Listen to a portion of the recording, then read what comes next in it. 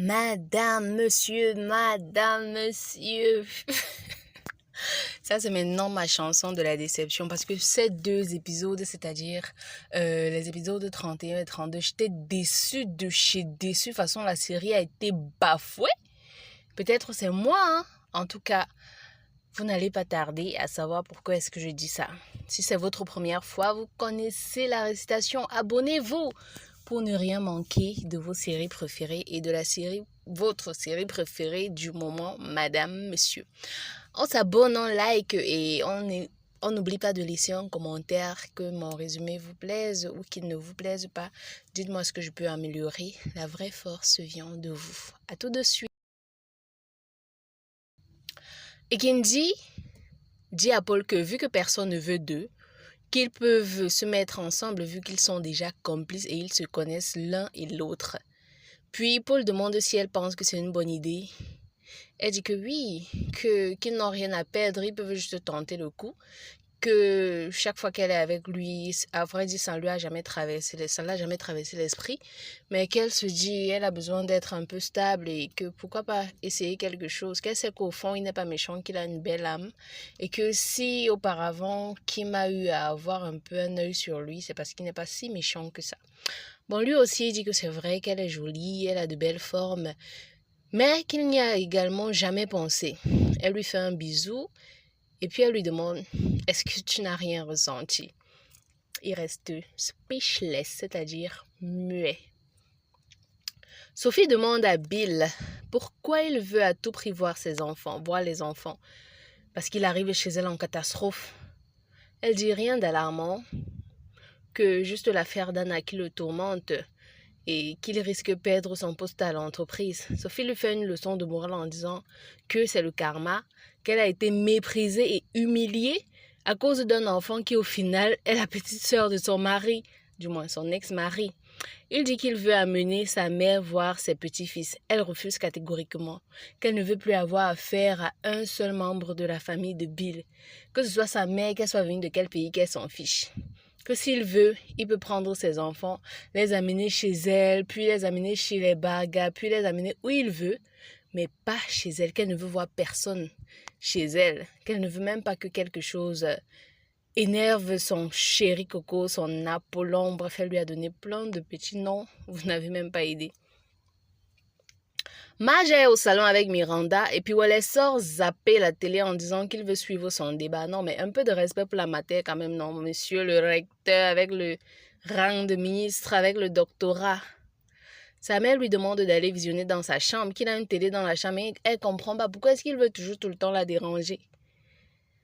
Elle dit qu'elle voit qu'il veut déjà qu'elle parte de la maison. Il lui dit que ne t'inquiète pas maman, tu partiras, mais pas maintenant. Il commence à regarder. Et il fait une remarque vis-à-vis d'un propos que tient un panéliste, genre « je suis pas d'accord ». Et puis Miranda lui demande « pourquoi est-ce que tu n'es pas d'accord ?» Il donne son avis et elle aussi, elle appuie avec des arguments, un langage solide, un langage sophistiqué de quelqu'un de très éduqué. Non mais vous nous prenez pour les qui? Toujours hier là, mon frère. Non, n'exagérez pas, vous en faites un peu trop. Au début, elle pouvait même essayer de faire une certaine phrase et puis il la corrige, mais n'abusez pas, gars, n'abusez pas. On a vu dans la série, le temps n'est pas passé. Les événements ont suivi leur cours. Bref, c'était juste une parenthèse. Ils sont contents et sa mère les laisse. Elle dit que ça lui fait mal à la tête, tous ces débats, qu'elle s'en va voir ses séries dans la chambre. Il prend place près de Miranda en disant que c'est mieux qu'il regarde ça près d'elle. Et puis il la prend dans ses bras et tous deux suivent le débat. Vu que vous vous souvenez, lorsque Passy donnait les cours à Miranda, elle a dit à Miranda qu'il faut qu'elle fasse semblant d'aimer les débats, même si ça ne l'intéresse pas. Bill est avec ses enfants et ils sont contents. Au point où sa fille demande qui la porte. Elle dit non, mais tu es déjà très grande et tout. Elle dit papa, on part chez toi, je veux plus rester ici. Bref, toutes ces caprices qu'elle fait d'habitude. Il dit qu'il aime sa fille et tout. Et son fils dit et moi alors, il lui faut aussi un câlin. Et puis Sophie dit que faites vite, vous partez, pardon, part avec eux. De l'autre côté, Kenji et Paul ont fait l'amour. Et tous deux apprécient un peu de romance quand même enfin dans cette série. Chacun fait des éloges de l'autre. Ils se disent qu'ils se sont tant cherchés, ils ont tant cherché le bonheur alors qu'il était juste tout près. Ils se disent des mots doux. Qui aurait cru?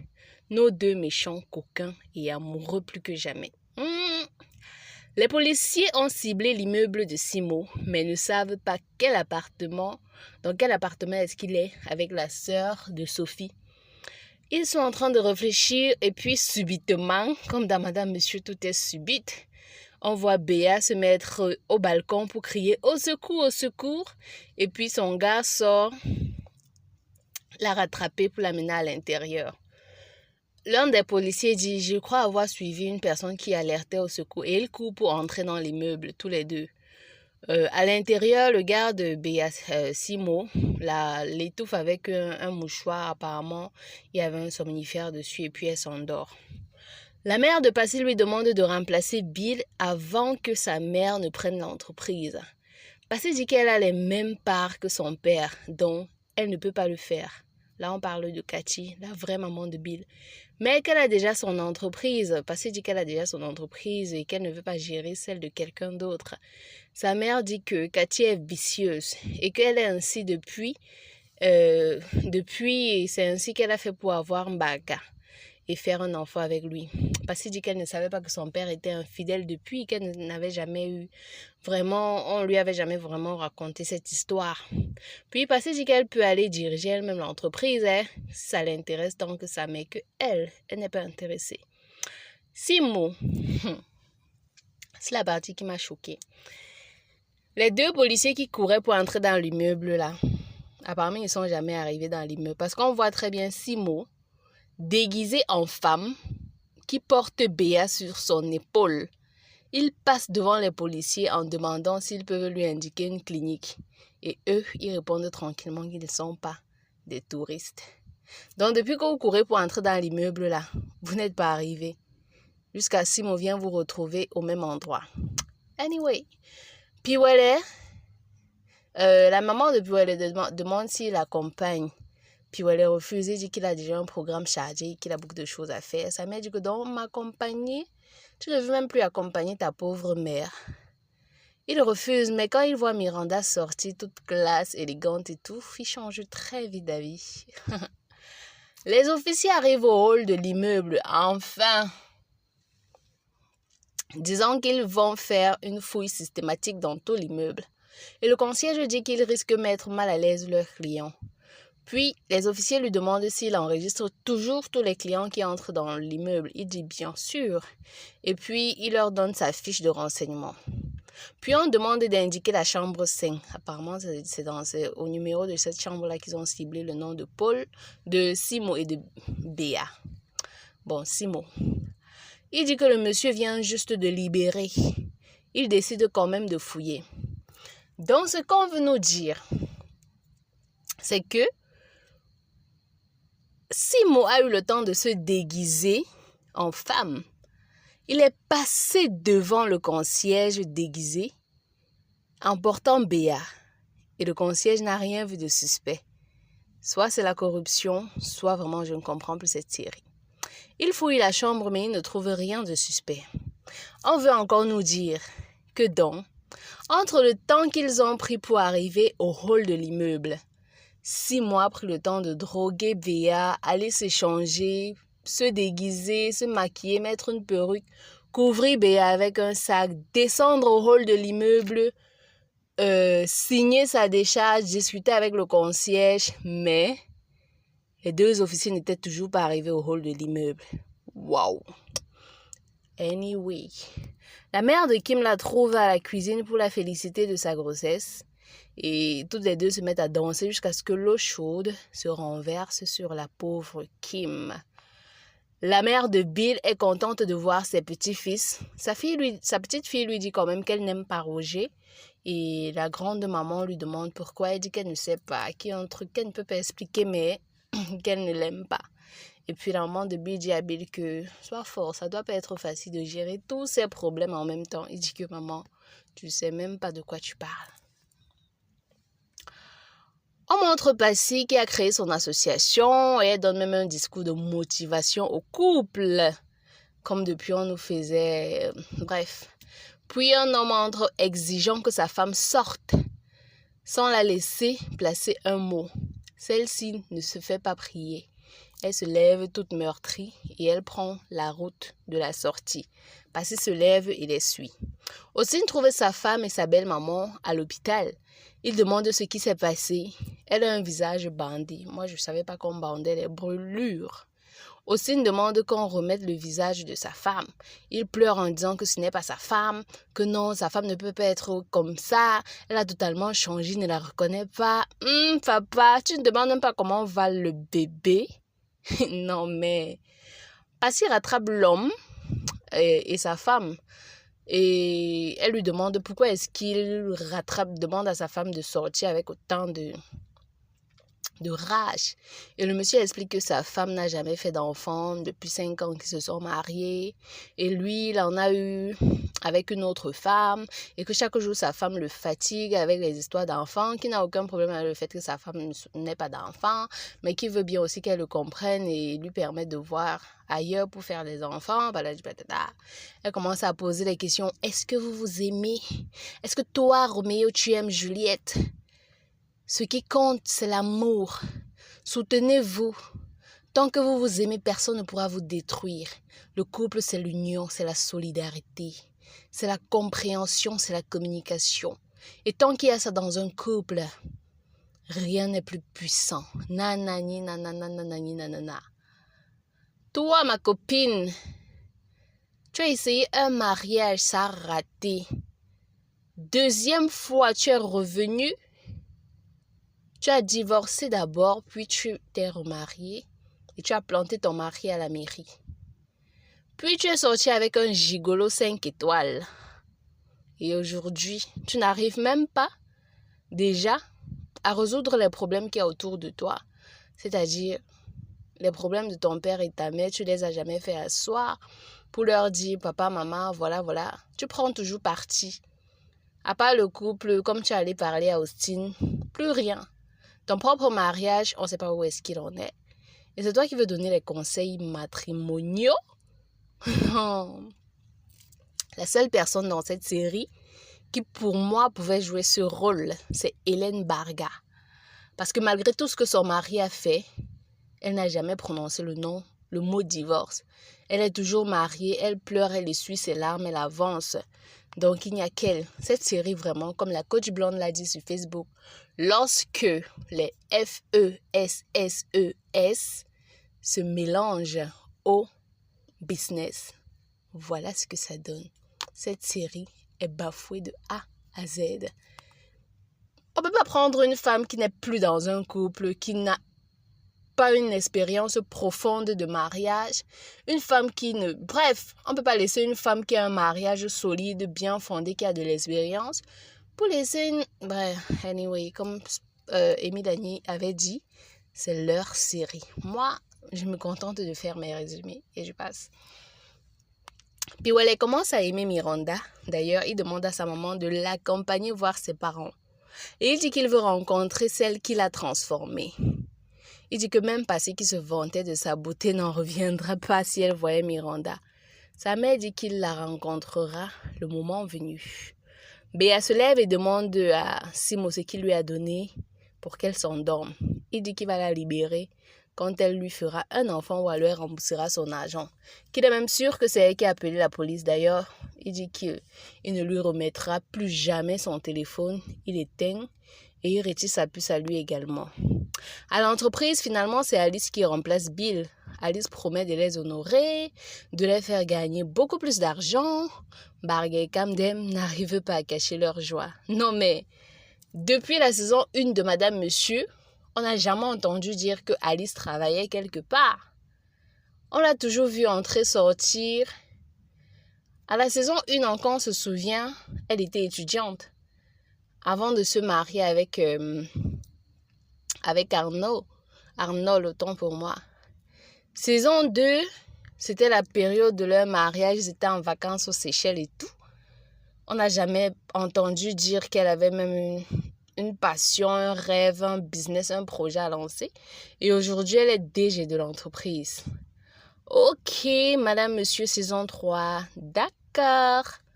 Si on donne de l'argent au concierge de l'immeuble où il était, d'abord avec Béa, en disant qu'il a intérêt à se taire et qu'il compte sur lui pour le protéger. Maintenant, je comprends tout. Mais même jusque-là, ça n'explique pas le retard des 2 policiers pour être arrivés au hall de l'immeuble après 6 mois. Vous ne pouvez pas être hors d'un immeuble. Vous mettez plus de temps à arriver au hall qu'une personne qui est en haut, il se déguise, il drogue une femme, il la porte, il change son habit, il la couvre d'un drap et tout, il passe devant vous, vous êtes encore dehors. Non. Bref. Kim pleure, un mal de ventre atroce, comme si elle allait perdre le bébé. Bizarrement, le médecin arrive direct et il dit « Allons dans la salle de chirurgie. » Papi pip. Sans faire l'échographie, maman, tu vas opérer quelle partie de son corps? Tu sais qu'elle a quoi? Non, la série, si. Donc, c'est-à-dire, vous n'avez même pas essayé de vous asseoir même un peu pour demander à un vrai médecin si une personne veut faire une fausse couche, comment est-ce qu'on procède? Mon frère, cultivez-vous. Et j'ai compris sur Facebook que les 2 dernières saisons sont catastrophiques parce que Elisabeth Cynthia Ngono, qui écrivait les scénarios au début, n'est plus celle qui écrit les scénarios. D'après ce que j'ai entendu aussi, vous savez, à la saison 1, Muriel Blanche n'était pas directrice de casting. C'est à la saison 2 qu'elle est devenue directrice de casting. Et d'après ce qui se dit sur la toile, je ne suis pas responsable. C'est lorsque Muriel Blanche arrive que le contrat d'Elisabeth Cynthia Ngono s'arrête. La saison 2 de Madame Monsieur, le scénario est confié à quelqu'un d'autre. Et c'est pour ça que c'est tout le temps Muriel Blanche qui est mise en avant dans la série. Elle est la fille parfaite, la fille qui est la fille préférée de son père, la fille entreprenante qui est indépendante, qui malgré la fille qui a trop l'audace, elle a trop... bref, elle veut conseiller les couples, non... Elle a les plus beaux enfants de la série. Elle est celle qui éduque mieux ses enfants, la plus classe, la plus raffinée, celle qui s'exprime le mieux, celle qui forme les gens dans comment marcher bien, comment bien s'habiller, comment bien gérer son foyer. Ok. Bill exprime son mécontentement à Alice. Elle dit qu'elle ne pouvait laisser quelqu'un d'autre diriger l'entreprise, que c'est leur héritage familial, qu'il ne peut pas lui en vouloir, qu'elle devait à tout prix prendre cette place pour que quelqu'un d'autre ne la prenne pas, qu'il devrait être content que ce soit elle, un membre de sa famille, qui est à la tête de l'entreprise. Ainsi, c'est au moins qu'une place pour lui sera toujours dans l'entreprise. Et puis, il y a un monsieur qui entre lui donner un document de signer, et sans lire le document, la nouvelle DG signe déjà le document. Ok, madame, monsieur, saison 3. Elle est née avec son mari, elle est en joie parce que son mari a mis Alice à la tête de l'entreprise. Déjà, vous avez réglé vos problèmes quand? Jusqu'à ce qu'on vous voit côte à côte, vous êtes en train de sourire et tout. Bref, le téléphone de Barga sonne, il dit allô, allô, allô, allô, jusqu'à se lever et sortir. C'est Anna. Elle dit qu'elle a appelé Alice et... Alice lui a dit qu'elle est chef d'entreprise. Donc, maman, tu es déjà la belle-sœur préférée d'Alice quand vous faites des petits appels pour vous confier vos petits secrets. Madame, monsieur, saison 3. Qu'il n'a tenu à aucune de ses promesses et qu'elle va revenir et elle verra. Il lui dit non, ne t'inquiète pas ma chérie, je vais tout gérer. Tu sais que je t'aime. Il est en train de parler et sa femme arrive pour dire que tu aimes qui? Il dit Alice, je suis en train de discuter avec Alice. Tu sais qu'on doit tout le temps les convaincre et les motiver.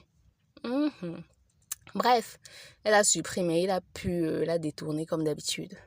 Sophie arrive au commissariat avec son père au sujet de l'enquête de sa sœur. L'officier dit que les opérateurs mobiles ont ciblé leur cachette, mais avant qu'ils n'arrivent, ils avaient déjà déménagé. Papa Logo se lève, on lui demande de s'asseoir et il dit qu'il ne s'assoit pas. L'officier de police le gronde et il le tape avec sa canne en disant que « Hey, on ne me parle pas n'importe comment ». L'autre dit que tu tapes un officier de police, tu me connais. Il dit que toi aussi tu me connais. Moi je suis successeur, chef de notable de quoi dans mon village.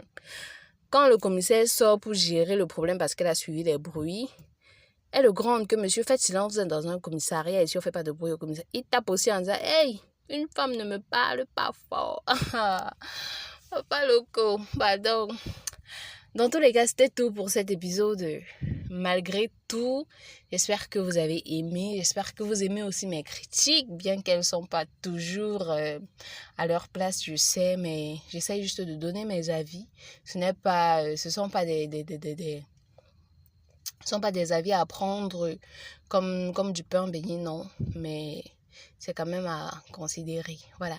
Abonnez-vous une fois de plus si ce n'est pas encore fait et rendez-vous à très bientôt.